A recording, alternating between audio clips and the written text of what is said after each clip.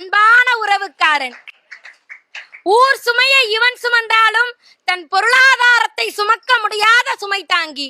Google map கூட இவனிடம் தோற்று போகும், இவன் குறுக்கு வழிக்காரனடா என்று. இப்படி எத்தனை செய்திகள் ஓட்டுநர்களை பற்றி நான் அடுக்கிக் கொண்டே போனாலும் அவர்களுடைய துயரங்களை பற்றி என்றாவது இந்த சமூகம் சிந்தித்திருக்குமா? அது சரி, அவன் இருக்கையை திரும்பி பார்ப்பதற்கே நமக்கெல்லாம் நேரமில்லை, அவன் இருப்பை பற்றியா நாமெல்லாம் திரும்பி பார்க்க போகிறோம்?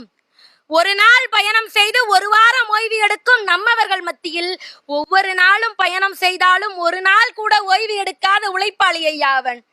உணவு பொருள் பரிமாற்றத்தின் மூலதனமே அவன்தான் என்றாலும் ஒரு நாளும் சரியான நேரத்திற்கு உணவு உண்டதே கிடையாது. இதமான இசையோடு மிதமான தூக்கம் நமக்கு கொடுத்தாலும் சரியான நேரம் அவன் தூங்கியது கிடையாது.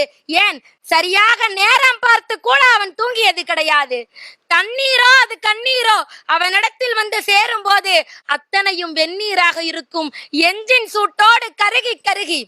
சாதாரண மக்கள் நமக்கெல்லாம் அது பண்டிகை காலம், ஆனால் அவனுக்கு அதுதான் மிகைப்பணி காலம்.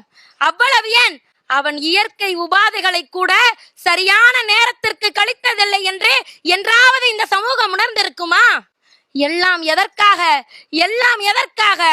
உயிர் வாழ போராட்டம், உயிர் வாழ தேரோட்டம், எல்லாம் எதற்காக? 3 வேளை சோறு அதற்காக.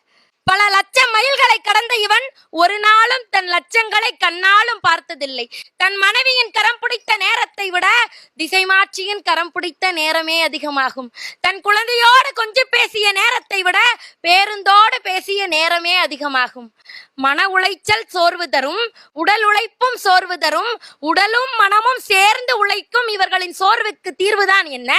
ஒரு ஓட்டுநர் தன்னுடைய பணிக்காலத்தில் பணி நிறைவு செய்யும் பொழுது பேருந்தின் முகத்தை முத்தமிட்டு அந்த 4 கால் சக்கரங்களை பாதம் தொட்டு வணங்கிவிட்டு அழுகையோடு தன்னுடைய பணியினை நிறைவு செய்கிறானே, அவன் செய்த பயணத்திற்கு, அவன் உயிர் காத்த பயணத்திற்கு நீங்கள் கொடுக்கும் பணம் வெறும் நன்றி கடனாகுமா?